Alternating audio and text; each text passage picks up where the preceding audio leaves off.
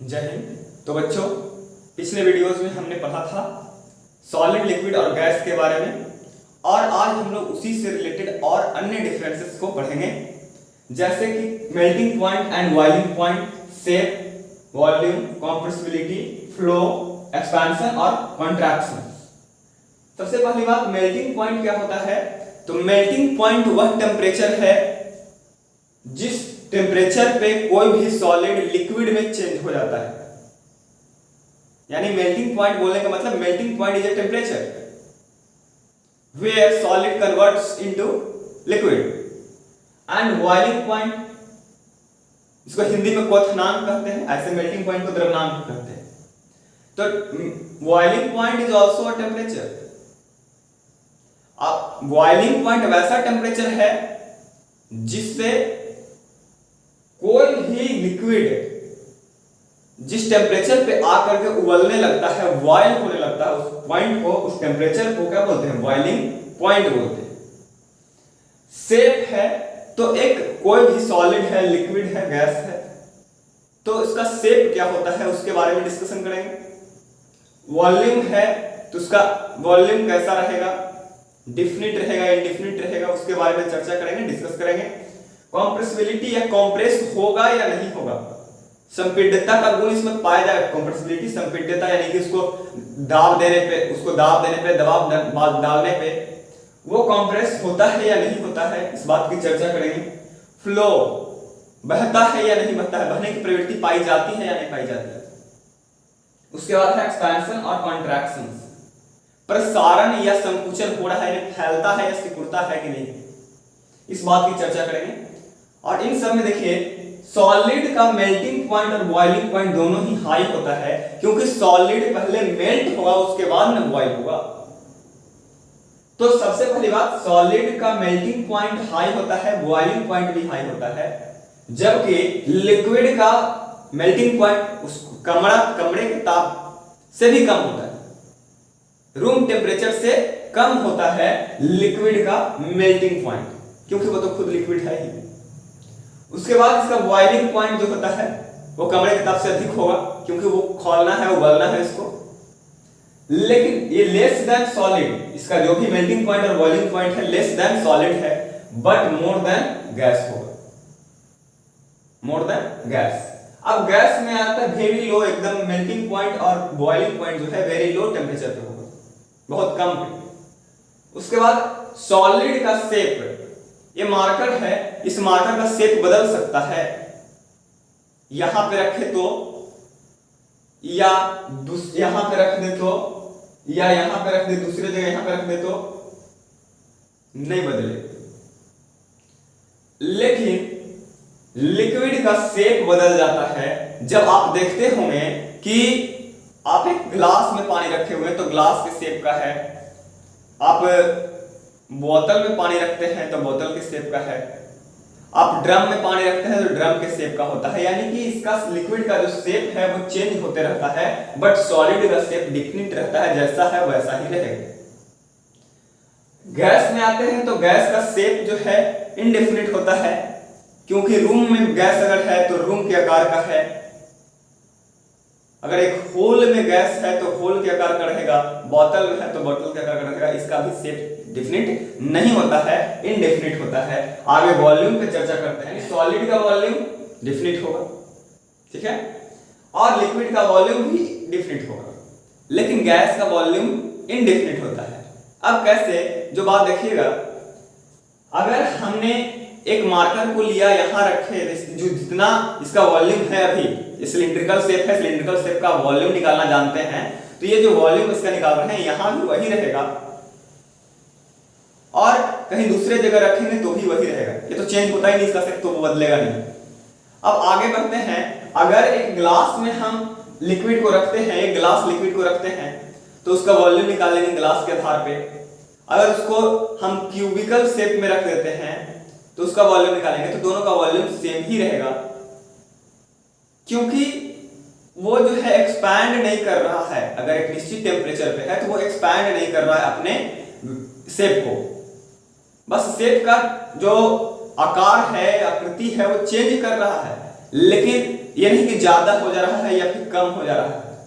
अगर लंबाई बढ़ा तो चौड़ाई या फिर हाइट जो है उसका क्या हो जाएगा, घट जाएगा। इस वजह से वॉल्यूम जो है लिक्विड का डिफरेंट होता है। और गैस का क्या है, तो गैस जो होता है अपने उसके जो इंटरेक्शन फोर्स जो होता है उसके बीच का, उसके पार्टिकल्स के बीच का, वो बहुत कम होता है। तो अगर बड़े जगह पे गए, बड़े मतलब उसी गैस को लेकर के एक रूम में रख दिया जाए तो वह रूम के शेप को घेर लेगा, पूरे शेप को घेर लेगा। क्यों? क्योंकि उसके बीच में उसका जो इंटरमोलिकुलर स्पेसेस है वो बहुत ज्यादा होता है, जिस कारण से उसका फोर्स जो होता है, इंटरमोलिकुलर फोर्स या फिर इंटरेक्शन फोर्स जो होता है वो बहुत कम होता है। तो पार्टिकल्स एक दूसरे को मजबूती से पकड़ के रख नहीं पाते हैं और वो पार्टिकल्स चारों तरफ बिखर जाता है, जिस वजह से उसका वॉल्यूम क्या हो जाता है, बढ़ जाता है। अब एक बात बताइए, आप ही एक जगह पे, आप घर पे हैं और आप अकेले हैं या दो बच्चे हैं, तो जिधर मन करता है जिधर चले गए, अपने घर के चारों तरफ घेर लिए, नहीं हमारा इतना हमारा है, इतना हमारा है।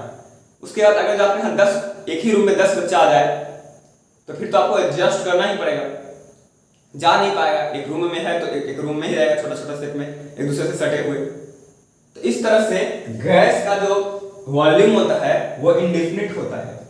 कंप्रेसिबिलिटी क्या होता है? कंप्रेसिबिलिटी मतलब संपीड्यता। संपीड्यता बोलने का मतलब है कि किसी को किसी पे दबाव डालते हैं तो क्या ये कंप्रेस होता है। तो सॉलिड, ये मार्कर इसमें हम दबाव डाल रहे हैं तो क्या ये कंप्रेस हो रहा है? नहीं, ये इनकंप्रेसिबल होता है। ठीक है। अब लिक्विड है तो लिक्विड भी प्रायः ऑफेन इनकंप्रेसिबल होता है, ये भी दबाया नहीं जा सकता है ऑफेन जनरली। अब आगे है गैस। तो गैस कंप्रेसिबल होता है, गैस को दबाया जा सकता है, दाब बनाया जा सकता है उस पे, और उसके बाद जो है कि उसका शेप जो है क्या किया जा सकता है, चेंज किया जा सकता है। उसके बाद सॉलिड में फ्लो नहीं करता, सॉलिड फ्लो नहीं करता है। यहां पे अगर इसको हम नीचे गिरा भी देंगे तो ये फ्लो नहीं करने लगेगा। लेकिन आपने देखा होगा लिक्विड में अगर एक गिलास पानी को हम लें और एक गिलास पानी को लेने के बाद अगर हम गिराते हैं तो वो क्या हो जाएगा, फ्लो करने लगेगा। और गैस तो आप जानते हैं कि वो फ्लो हमेशा करते रहता है। उसके बाद आता है एक्सपेंशन और कॉन्ट्रैक्शन। एक्सपेंशन मतलब होता है प्रसारण और कॉन्ट्रैक्शन मतलब संकुचन। प्रसारण मतलब फैला देना और कॉन्ट्रैक्शन मतलब सिकोड़ देना। तो एक्सपेंशन और कॉन्ट्रैक्शन सॉलिड का होता है। सॉलिड को एक्सपैंड या फिर कॉन्ट्रैक्शन नहीं किया जा सकता, यानी न तो इसको दबाव डाला जा सकता है, बहुत कम। जनरली अगर तो कुछ ऐसा होगा सॉलिड बहुत कम ही होगा जिसको एक्सपेंशन और एक्सट्रैक्शन कर सकते हैं। जैसे रबर होता है उसको खींच सकते हैं, दबा सकते हैं। लेकिन लिक्विड में ये सब में कर सकते हैं। लिक्विड वाला जो है उसमें कर सकते हैं, बिल्कुल कर सकते हैं लिक्विड वाला। लेकिन कुछ रबर वगैरह को छोड़ करके सॉलिड में और को नहीं कर सकते। जैसे मार्कर है तो इसको ऐसे करके हम खींच करके बड़ा नहीं कर सकते, या फिर सिकोड़ करके ऐसे छोटा नहीं कर सकते। तो ये बोल रहा है एक्सपेंशन और कॉन्ट्रैक्शन जो होता है सॉलिड में नहीं होता है, लेकिन लिक्विड में होता है। इसको एक्सपैंड किया जा सकता है, सिकोड़ा जा सकता है। और गैस में भी ये एक्सपेंशन और कॉन्ट्रैक्शन दोनों ही होता है। तो आज हमने सॉलिड, लिक्विड और गैस के टॉपिक्स के बारे में पूरा हम लोग समझ लिए, डिस्कस कर लिए कि सॉलिड में क्या गुण पाए जाएंगे, लिक्विड में क्या गुण पाए जाएंगे और गैस में क्या गुण पाए जाएंगे। एक बार फिर से पुनर्रिवाइज कर लेते हैं। तो पहला बात, मैटर इन आवर सराउंडिंग। तो व्हाट इज मैटर? मैटर हमारे जो पदार्थ हैं वो क्या होते हैं, हमारे आसपास के जितने भी चीजें हम लोग देख रहे हैं या महसूस कर रहे हैं वो सब क्या है, पदार्थ है। महसूस करने का मतलब अब ये नहीं महसूस कीजिए कि किसी से हमको नफरत है तो वो नफरत को महसूस कर रहे हैं तो वो पदार्थ हो जाएगा, नहीं। मेरा बोलने को जैसे हवा को देख नहीं पाते हैं लेकिन महसूस कर लेते हैं। एक सवाल है जैसे परफ्यूम। तो परफ्यूम का जो स्मेल होता है, तो स्मेल जनरली क्या है, स्मेल अगर बोला जाए तो स्मेल कहेगा कि ये मैटर है या नहीं है। तो smell doesn't a matter. Smell जो है, गंध जो है, पदार्थ नहीं होता है। But smell of perfume is matter, क्योंकि परफ्यूम में जो पार्टिकल्स है उसके कारण से जो उसका स्मेल आ रहा है तो वो क्या हो गया, मैटर हो गया। Anything that has weight and occupies space is called matter, यानी दुनिया की जो सारी वस्तुएं जो अब कुछ स्थान घेरती है और उसमें कुछ द्रव्यमान हो वो क्या कहलाता है, मैटर कहलाता है, पदार्थ कहलाता है। For example marker, board, pen, pencil, कुछ भी आप ले लीजिए, वो सब कुछ क्या है, मैटर्स में आएगा। फिर मैटर जो होते हैं उसके जो अंदर का जो पार्टिकल्स होता है वो निरंतर गतिशील होता है, यानी कंटिन्यूअसली इन मोशन में रहता है। उसके बाद वो छोटे छोटे टीनी पार्टिकल्स से मिलकर के बने होते हैं। जो भी मैटर है वो छोटे छोटे टीनी पार्टिकल्स से मिलकर के बने हुए होते हैं। अब स्टेट ऑफ मैटर में जनरली हम लोग पढ़ते हैं वो 3 प्रकार होता है, सॉलिड, लिक्विड और गैस। अगर कोई पूछ देगा आपसे तो आप ये मत बताइए कि ये इसका टाइप्स है, टाइप्स ऑफ स्टेट है, यानी प्रकार है किसका, अवस्थाओं का। मैटर जो है किस किस अवस्थाओं में पाया जाता है, तो मैटर सॉलिड अवस्था में पाया जा सकता है, लिक्विड में और गैस में, यानी ये स्टेट ऑफ मैटर है। आपने स्टेट ऑफ मैटर में पढ़ा कि सॉलिड में जो होता है वो आपका इंटरैक्शन फोर्स बहुत हाई होता है, लिक्विड में थोड़ा सा कम होता है और गैस में बिल्कुल ही कम होता है, सबसे कम होता है। इंटरमॉलिक्यूलर स्पेस के बारे में पढ़े तो सॉलिड में सबसे कम, लिक्विड में सॉलिड से ज्यादा और गैस में सबसे ज्यादा। डेंसिटी के बारे में पढ़े तो सॉलिड में सबसे हाई, लिक्विड में उससे कम और गैस में सबसे कम। और आप लोग अभी मेल्टिंग पॉइंट, बॉइलिंग पॉइंट में पढ़े, सॉलिड में हाई होता है, लिक्विड में less than solid but more than gas. Gas के बारे में पढ़े तो सबसे लो होता है। और बाकी चीजें शेप डेफिनेट, सॉलिड का, लिक्विड का इंडेफिनिट, गैस का इंडेफिनिट। वॉल्यूम तो इसका जो हो जाएगा कि डेफिनिट हो जाएगा, सॉलिड का, लिक्विड का डेफिनिट हो जाएगा, लेकिन गैस का इंडेफिनिट हो जाएगा। कंप्रेसिबिलिटी सॉलिड और लिक्विड में अपफेनली नहीं होता है, जनरली नहीं होता है, बट गैस में होता है कंप्रेसिबिलिटी का गुण। फ्लो सॉलिड नहीं करेगा लेकिन लिक्विड और गैस करता है। एक्सपेंशन और कंट्रैक्शन सॉलिड में नहीं होता है बट लिक्विड एंड गैसेस में होता है।